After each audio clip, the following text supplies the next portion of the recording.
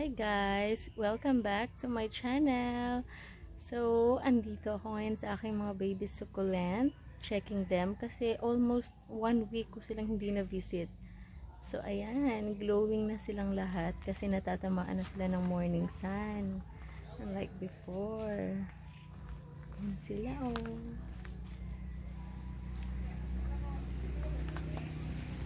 So, simpleng bahay pa lang yung pinaglalagyan nila. But it's okay. Importante, blooming silang lahat.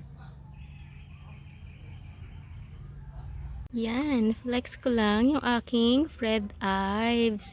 Nag-bloom na siya. Ito na yung totoong color niya. Kasi dati, nung una ko silang naitanim is nag-green na sila.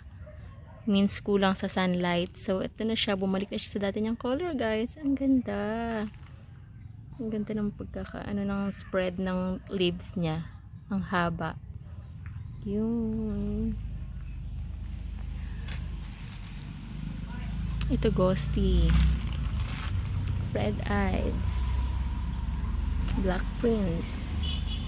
Ito ghosty din. Wow, ang ganda na niya. O kasi may pink na siya at the top ng kanyang leaves. Means glowing talaga. Enough sunlight yung nakukuha nila. Yan. Ang ganda-ganda na nila.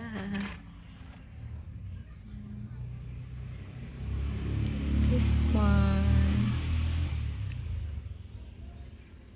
Ang ganda ng Fred Ives. Ito yung variegated ko. Beautiful pa rin. Ayun, may babies na nahulog oh. Yay! Stay beautiful, baby. Ito yung Fred Ives na kulang sa sunlight kasi medyo nasa likod siya. So, hindi siya abot ng sun masyado. Ayan. Cabbage. Rose cabbage.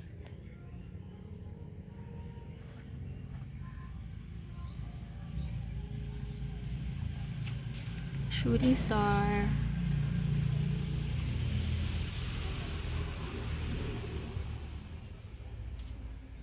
Beautiful na siya oh. Ito rin Fred Ives. Wow! Ang ganda.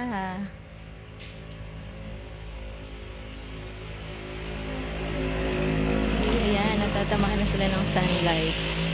This one too. Ganda. Magkakapareho lang yung mga binili ko halos, guys. Ayan, kasi tinatry ko pa silang buhayin.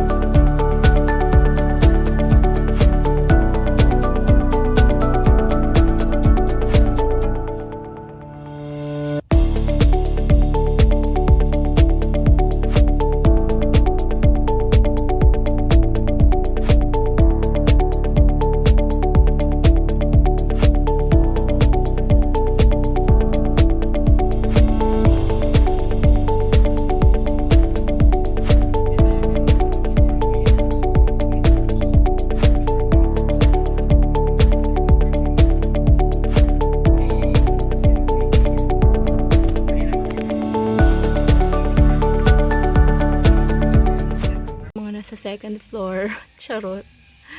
Ayan. Ayan o. Ganda.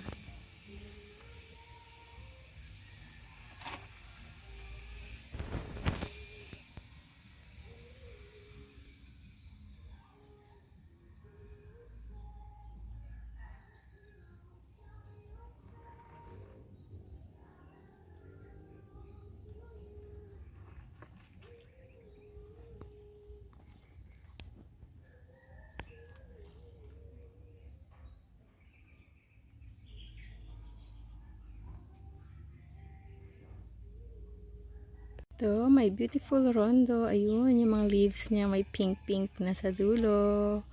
Enough sunlight. This one too.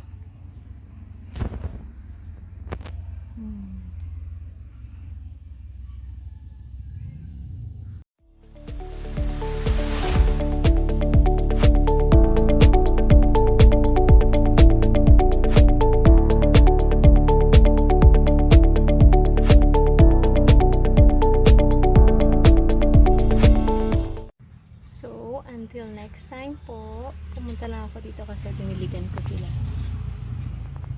Ayan. Naligo na sila. Ilang days din silang dry. So, nakatikim na naman sila ng water.